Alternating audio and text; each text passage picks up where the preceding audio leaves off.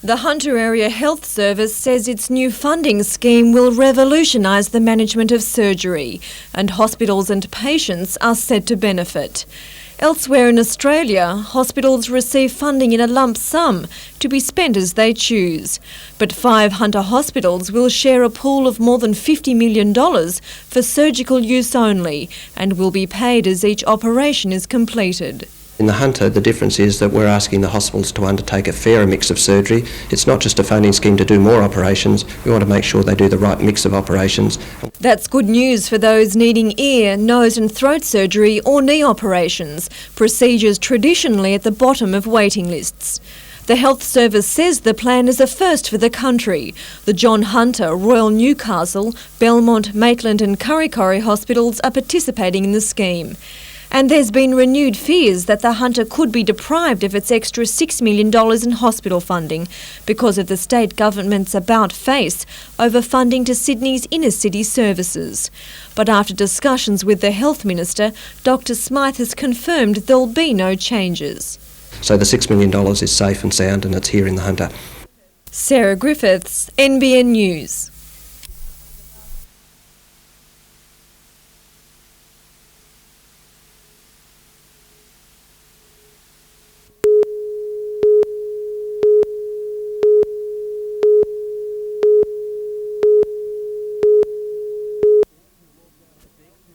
The 6 who walked out of a council meeting last week, forcing the mayor to cancel the meeting, sought legal opinion on the mayor's actions.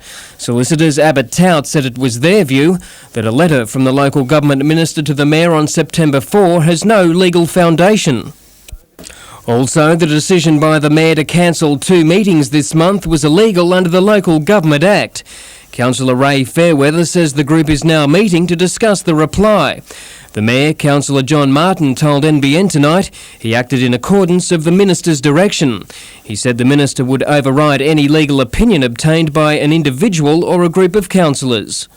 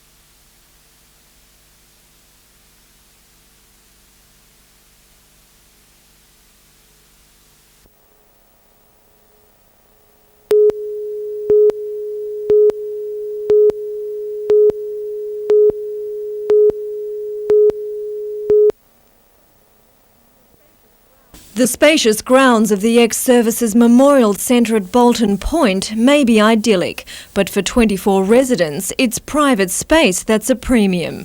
For years, they've had to share bedrooms.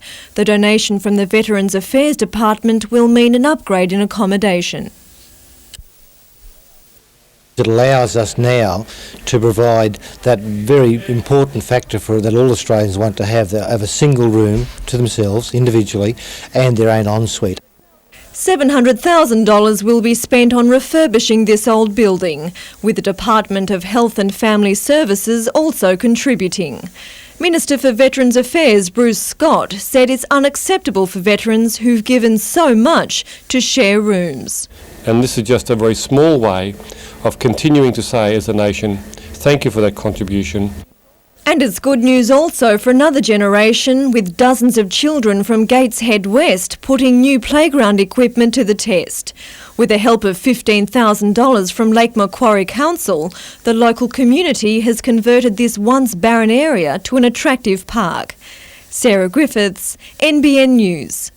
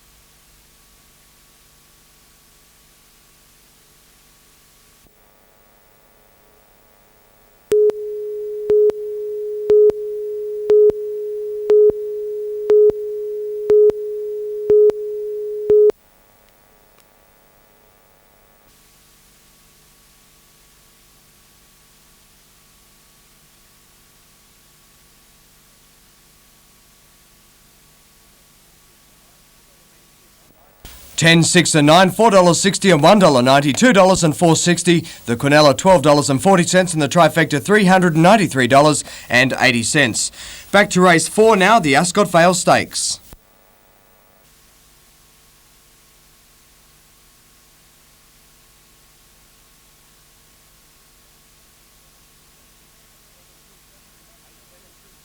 $8, $10 and $2.70, $1.70 and $2.60, the trifecta $479.80.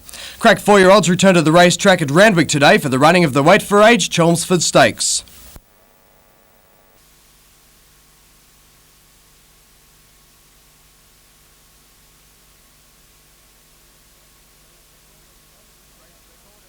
A race record and another win for Gary Harley, $2 and $1.30, $1.30 and $2.10. Not much value in the Quinella or the trifecta.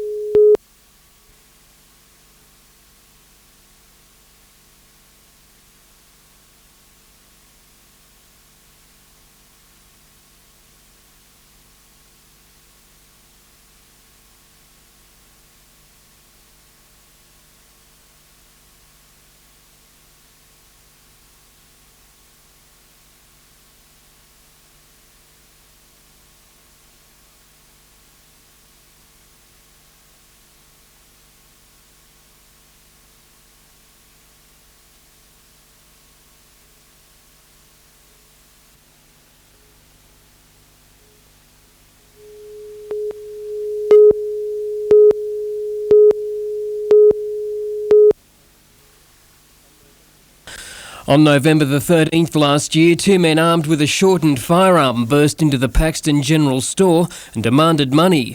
They and a third accomplice made off with several $100s. Dumping their car, the trio fled on foot. Police noticed one of them in nearby Aberdare and pounced.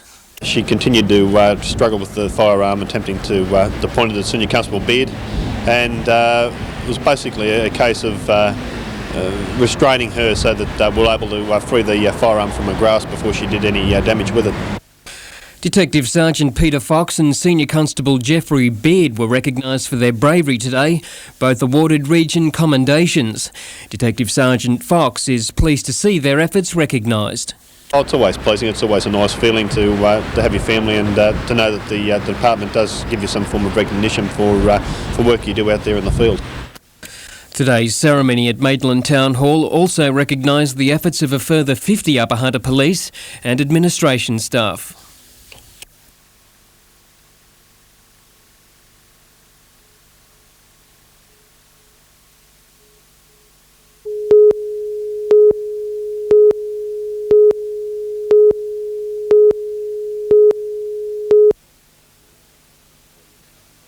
With $20,000 up for grabs, the Falcons were playing for their lives. 5 minutes into the last quarter, the Falcons were down 13 points, then turned the game around. 3-point specialist Scott McGregor led the charge, bombing the Falcons back into the game. A new recruit, Ben Melmoth, proved he's one to watch, charging the basket and bringing the Falcons to within 6. A timeout rev from coach Tom Wisman stirred up the Falcons and Butch Hayes.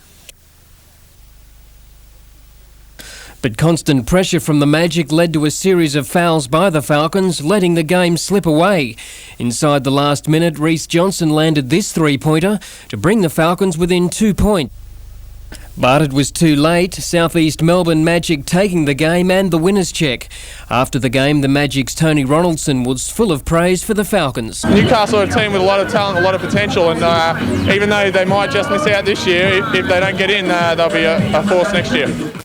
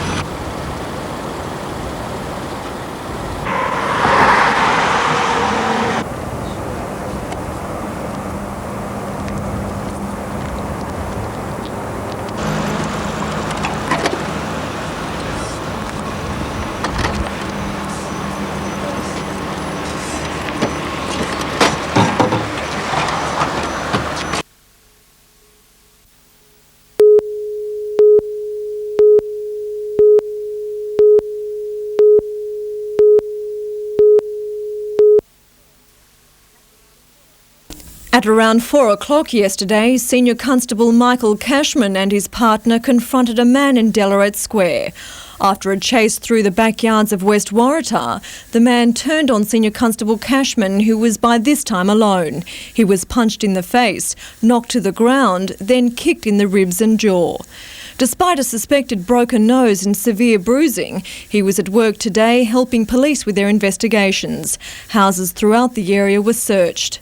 This afternoon, a man was arrested at a house in Danga Street, Wallsend.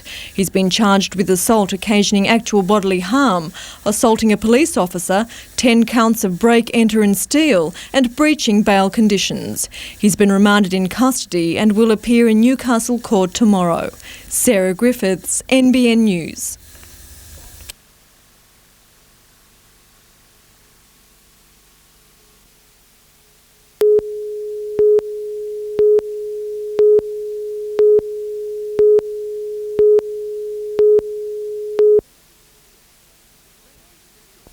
It's been a big schedule for Kostya Tszyu. Arriving in Newcastle late last week, the Russian-born IBF World Junior Welterweight Champion has since enjoyed a perfect preparation. And while it was closed doors today, everything inside the Tszyu camp is A-OK.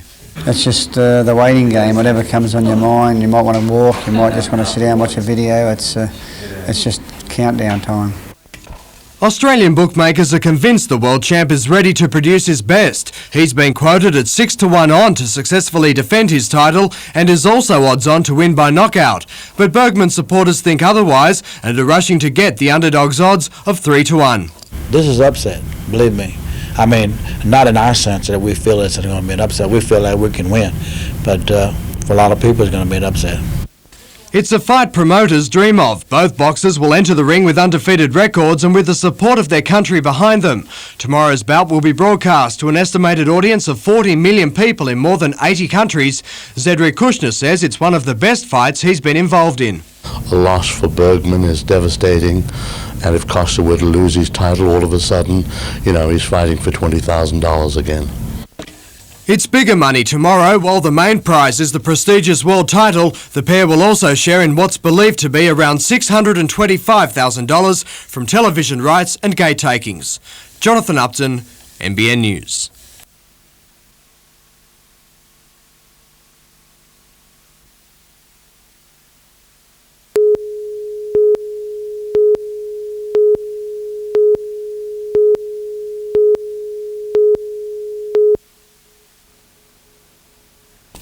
The Belmont CES shut its doors for the last time today, a casualty of the federal government's cost-cutting measures.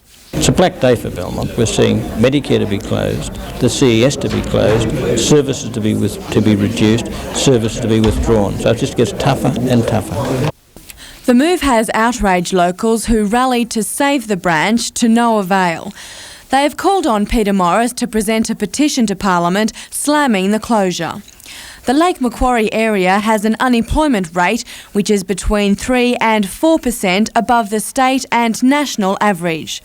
With the unemployed now having to travel to the CES in Charlestown, there are concerns the Belmont business community will be affected. It's a withdrawal of permanent positions from here. The small business people from here will no doubt sort of feel yet another cutback. Will withdraw those incomes from the local shopping centres here. The Action Group has vowed to lobby the government to have the service restored. Amanda Bolger, NBN News.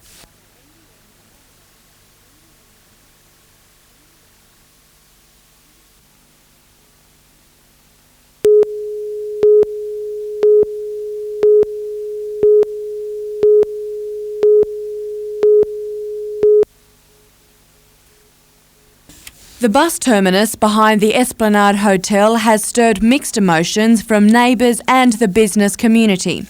Plans to develop the site have apparently fallen through, with the owners offering to sell the land back to the state government for $3 million. It was purchased 3 years ago for $2.3 million. Council has welcomed the proposal, but concedes it doesn't provide the answers to the long-running argument of whether to relocate the bus terminus or retain the current site. There's been interim sites being suggested to Council over the last 2 years, all of which we've rejected. And so it is going to take us another year, but at least we now got a procedure in place that will come up with a result. The issue sparked a 6-hour protest by drivers yesterday. City-bound buses terminated at the Regional Museum, forcing passengers to walk to the CBD.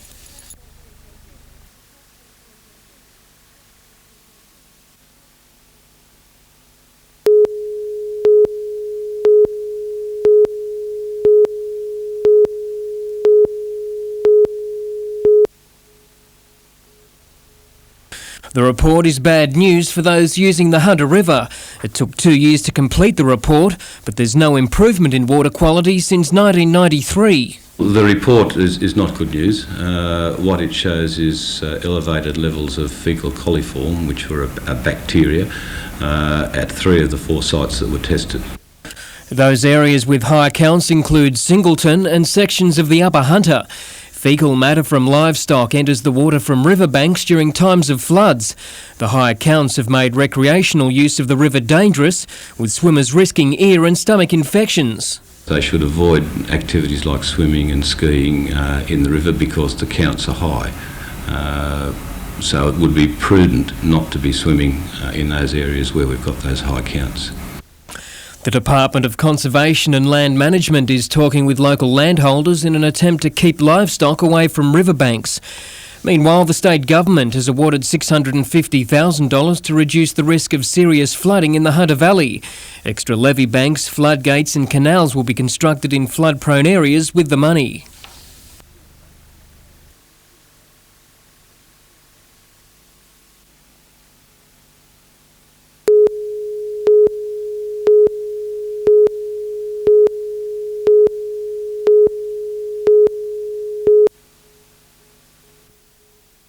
The huge plume of smoke poured into the sky off Rutley's Road at YE, with fire crews called to the fierce blaze just before 6 this morning. Up to 10,000 tyres were alight. Firefighters spent several hours to bring the blaze under control. It was feared the fire could spread to another nearby dump containing another 10,000 tyres. While investigations are continuing, it's believed the blaze may have started after a stolen car was dumped and torched. While the smoke can cause breathing difficulties, the Environment Protection Authority says it should have dispersed without too many problems. The tyres had been illegally dumped on the Crown Land site. Similar fires have been a serious problem in the YE area. Last October, firefighters worked all night to control a major blaze. Peter Ryan, NBN News.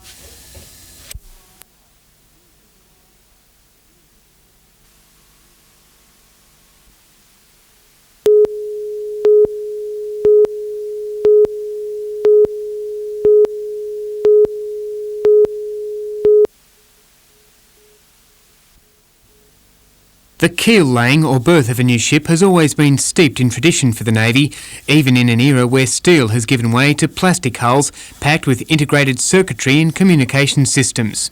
The future HMAS Norman will have the most sophisticated systems in the world for a ship of this kind. To be named after HMAS Norman, a destroyer in the Second World War, the new Norman, a minehunter, began its life today in a huge fiberglass mould.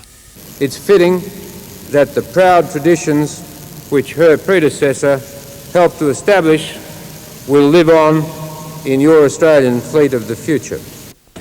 Veterans who served on the minehunter's namesake were at the ceremony, along with some of the 285 workers and around 40 contractors so far employed by the project. Production is yet to peak with the construction of 3 more ships and their fitting out up until 2002. The first of ADI's minehunters, the Huon, will be launched next year. The ships are designed to safely locate and destroy mines. The vessels not only underpin the security of employment in shipbuilding in the Hunter for some years to come, but also Australia's future defence strategies. Andrew Lobb, NBN News.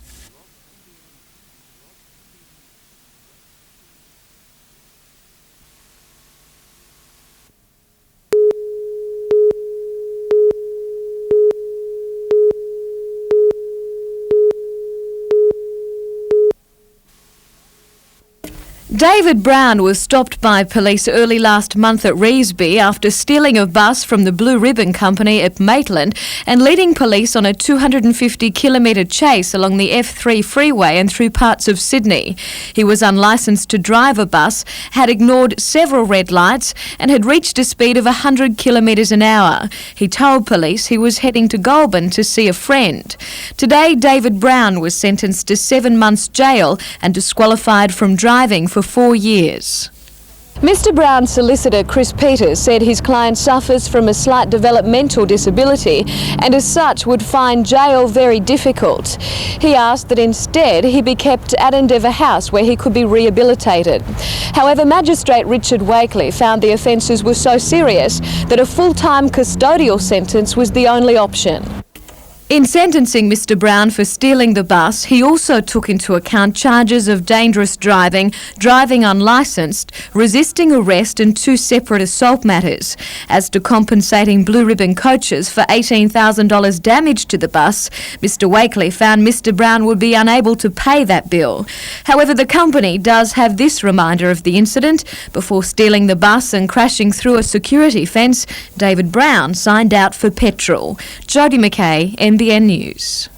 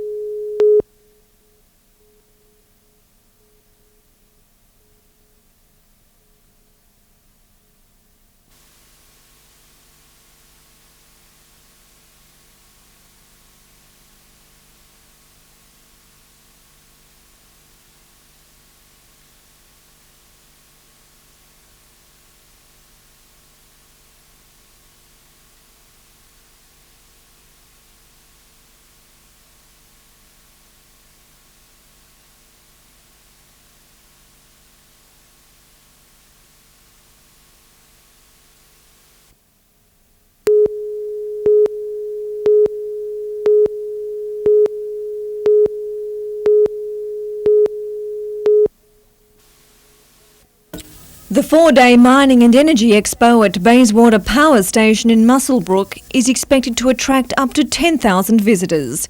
At the opening today, State Minister for Resources Bob Martin said the expo is a chance to showcase the industry's best products, services and innovations. It's displaying the state-of-the-art equipment and technology which makes the Hunter Valley the engine room of New South Wales. The exhibition features more than 400 displays, vendors from throughout Australia hoping it will promote millions of dollars in sales. Sarah Griffiths, NBN News.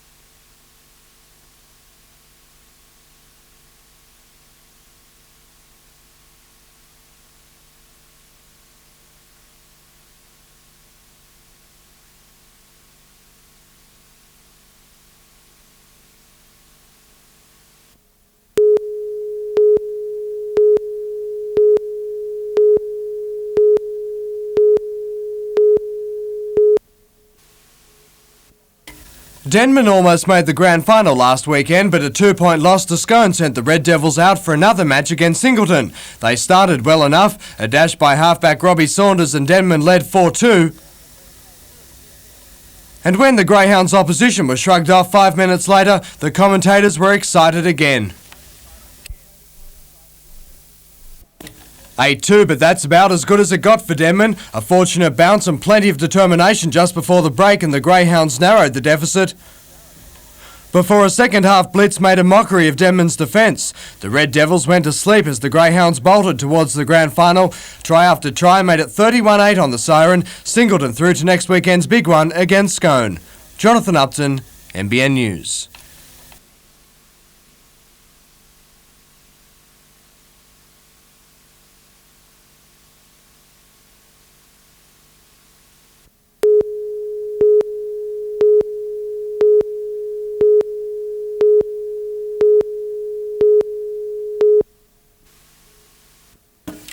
Driving a Mitsubishi, Mackinnon was brilliant in the wet and slippery conditions which saw many drivers off the road.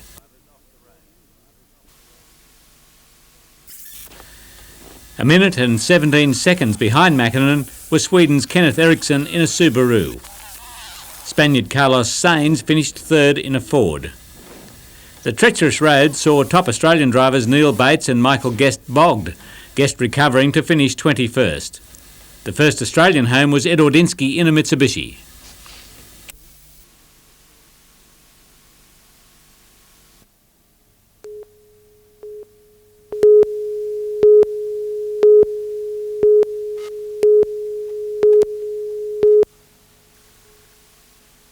"170 teams from high schools throughout the state vied for the prestigious Culinary Award in a 90-minute bake-off.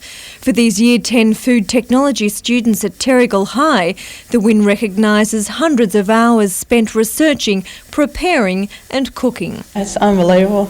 Just so much hard work is put into it by all of us, and now it's just paid off and just unreal. Kind of had a feeling we win.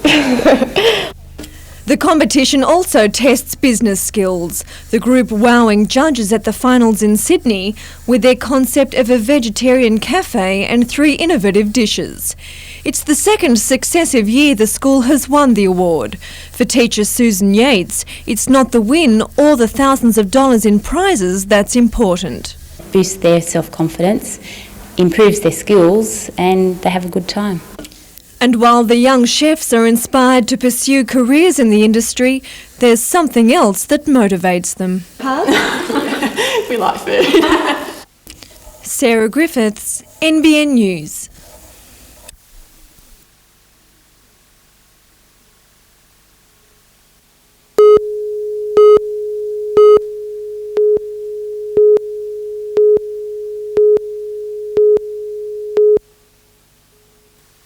After facing financial ruin 3 years ago, the Breakers have turned the corner, getting back into the National League and now signing up new sponsors. Today, the club announced Argentinian-based sportswear group Topper would be a major sponsor, with clothing and a cash incentive-based payment, meaning the better the side does, the more money. To make the announcement that Topper will be the name on our shirts for the forthcoming season is a great boost financially to the club. And more sponsors are to be announced in coming weeks. The question of a ground sponsor has been delayed till the Super League court battle is sorted out. The Hunter Mariners are planning to be based at the Birmingham Gardens grounds. I'm sure that whatever the outcome of the court case, one way or the other, yes, it certainly will have a bearing on the size of the sponsorship.